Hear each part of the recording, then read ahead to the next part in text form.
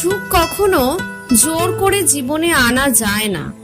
যখন আসে সবকিছু নিয়েই আসে, যখন যায় সবকিছু নিয়েই যায়। পুরুষের ব্যক্তিত্ব তার কথায়, নারীর ব্যক্তিত্ব তার আচরণে। শেখার মধ্যেও পার্থক্য একটা আছে।